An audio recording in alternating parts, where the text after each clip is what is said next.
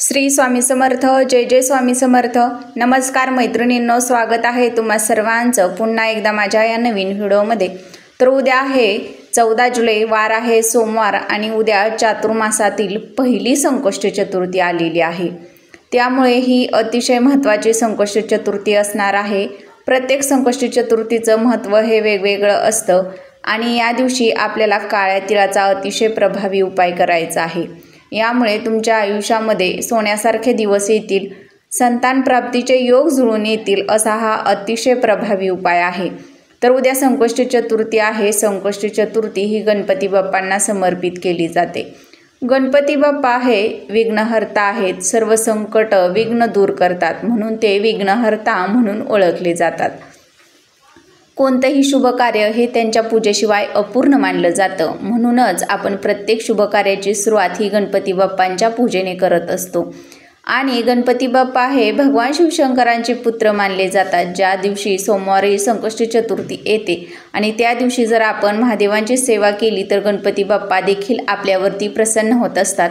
आणि म्हणूनच या दिवशी आपल्या मुलांच्या आयुष्यामध्ये येणाऱ्या अडचणी, संकट, काही विघ्न असतील तर ते दूर करण्यासाठीच आपण हा हा उपाय आहे तर तो करायचा आहे। तर या दिवशी आपल्याला संकष्टी चतुर्थीचं व्रत करायचं आहे। बरेच जण या दिवशी संकष्टी चतुर्थीचं व्रत करत असतात आणि गणपती बाप्पांना प्रसन्न करून घेण्याचा प्रयत्न करत असतात। तर बघा, या दिवशी आपल्याला लवकर उठायचं आहे, स्वच्छ स्नान करायचं आहे। स्नान केल्यानंतर आपल्याला गणपती बाप्पांचा अभिषेक करायचा आहे, त्यांना त्यांच्या आवडीच्या वस्तू अर्पण करायच्या आहेत। 21 दुर्वांची जुडी, एक लाल फूल या वस्तू त्यांना अतिशय प्रिय आहेत, त्या त्यांना अर्पण करायच्या आहेत। त्यानंतर आपल्या देवघरातील देवपूजा करून घ्यायची आहे।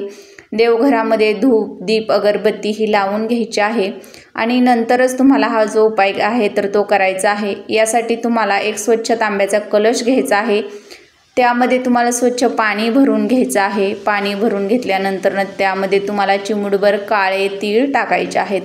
आता बघा, हे पाणी तुम्हाला शिवलिंगावरती अर्पण करायचं आहे।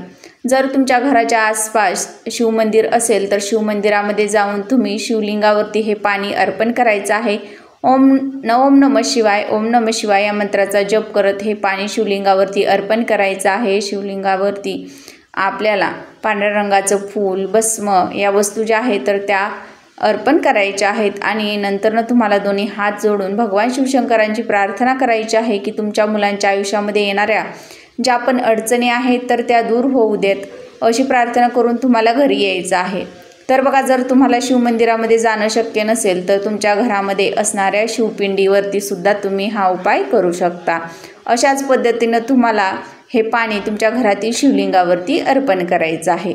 त्यानंतर बघा, ज्यांना संतान प्राप्ती होत नाही किंवा ज्यांचे संतान प्राप्तीचे योग जुळून येत नाहीत, अशा व्यक्तींनी संकष्टी चतुर्थीच्या दिवशी संध्याकाळी काय करायचं आहे, एक स्वच्छ तांब्या पाणी घ्यायचं आहे, त्याच्यामध्ये काळे तीळ टाकायचे आहेत आणि हे अर्ध आपल्याला चंद्रदेवाला द्यायचं आहे। यामुळे आपल्याला मनोइच्छित संतान प्राप्ती होते असं म्हटलं जातं। म्हणून प्रत्येकाने आवर्जून या दोन्ही उपायांपैकी कोणताही एक उपाय नक्की करून पहा। यामुळे तुमच्या आयुष्याचं सोनं होईल, 24 तासात तुमचं नशीब बदलेल। तुमच्या मुलांच्या ज्या पण काही अडचणी असतील तर ते गणपती बाप्पा दूर करतील आणि तुमच्या मुलांची नोकरीत, अभ्यासात प्रगती होईल। असा हा अतिशय साधा सोपा उपाय तुम्हाला उद्या चातुर्मासातील पहिल्या संकष्टी चतुर्थीच्या दिवशी करायचा आहे।